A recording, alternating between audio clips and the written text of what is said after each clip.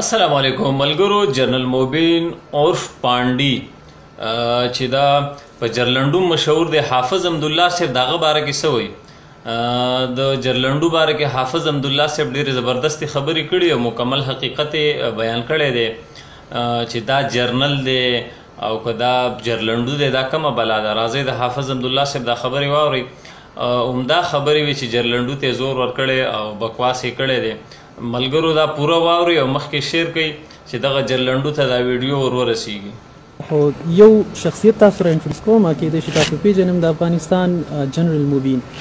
هغوی چې کوم دی نو کم خلک چې د ریاست مدینه یو حقیقي عکس پیش کوي، هغوی خلک د عمران خان په فیور کې بیانونه ورکوي. جنرال موبین دا وایي چې زه په عمران خان کې، زه په پاکستان کې صرف عمران خان پیژنم، بل څوک نه پیژنم. څه وایي تاسو دې ته؟ تا تپوس نه وای کړی، ما په د جنرال موبین پر موضوع یا پر سوال ما ته د جواب نه درکاوه. تا تپوس وکړي، سوال دې وکړي، پوښتنه دې وکړه، زه مجبور یم جواب به درکوم.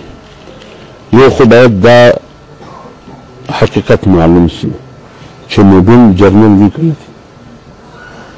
اوس به دی یو عسکر لا هم نه پاته شوی، یو سپایي به لا هم نه پاته شوی، اوس یې نوم د جرنل ولی دی.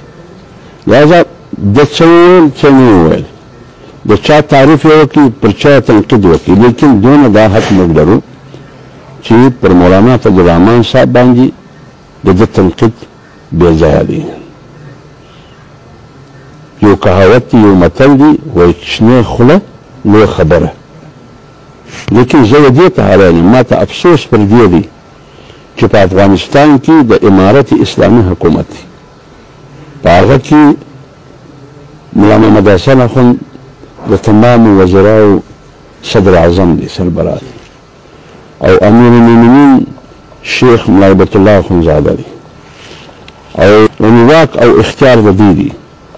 ایا دا څنګه موبین دی چې دوی د دوه ګاونډیو ممالکو په منځ کې، د دوه همسایه ممالکو په منځ کې تعلقات خرابوي، او بیا خاص کر د هغه قیادت چې د جمعیت علماء اسلام او د مولانا فضل الرحمن صاحب د افغانستان په هغه زمانه کې چې په افغانستان کې د روس خلاف افغانان جنګېدو، په هغه وخت کې د مفتی صاحب او د مولانا فضل الرحمن صاحب او د جمعیت علماء اسلام یو کردار، یو رول و چې د افغان مظلوم حمایت، چې د افغان د ستونزو او د مشکلاتو حل همیشه جمعیت علماء اسلام د خبرو او د اترو د لارې غوښت، او د افغانستان د مظلومیت او د هغه د محکومیت حمایت یې کاوه.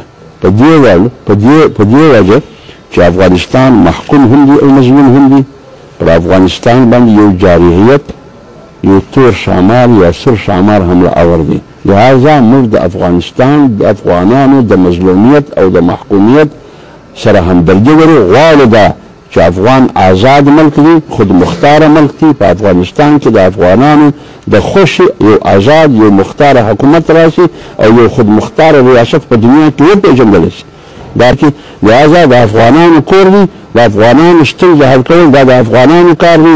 ګاونډي ممالک ته مدد ورسره وکړي، تعاون دې ورسره وکړي. نو چې کله د جمعیت علماء اسلام همیشه رول دغه مثبت کردار دی، په کار دا د دغه خلک لکه موبین چې هغه زیاتوب کوي، غلطه ژبه استعمالوي، غلطه وینا کوي. موږ افسوس د امارت اسلامي پر قیادت دی چې د دې سړي خلاف کاروایي ونه کېږي. دا څه وجه ده؟ یا خو د دې په سرپرستي کې دا کار کېږي، که د دې په سرپرستي کې نه دی بیا د سړی ملک. السلام علیکم محترم ملګرو. سړی خو ډی تک ډیرو خلکو دا خبرې کولې چې دا حقیقت دی یا پروپیګنډا ده. نو ملګرو دا ویډیو را ورسېدله، ویډیو راله چې سړی ښه مزیدار سوک څپېړه کړی دی او ښه پنداغونه والی دی. د افغانستان علي شاه درته یادوم، د افغانستان میلو سړی ډی تک او سړی ښه کوتره کړی دی او ګاډي ته ویشتلی دی. دا ویډیو د ملګرو دا حقیقت خبره ده. دا ویډیو ګورې تاسو ته په خپله پته ولګېږي چې دا ویډیو چې کوم ملک کړې ده، کوم ملک جوړه کړې ده، هغه دې باره کې څه وایي. نو کوم ملګري چې دا خبرې کوي چې دا خو دروغ دی او پروپیګنډا ده، نو د دې ویډیو کتلو نه پس به انشاءالله تاسو ته پته ولګېږي چې دا حقیقت دی او که دا پروپیګنډه ده. راځئ د ویډیو طرف ته ځو. دا ګورې جنرال صاحب اوس ولاړه ګورو ته بندي که د سړک په سر باندې کنځا وهل ټوکل لاس اچول دا ټول وکړل.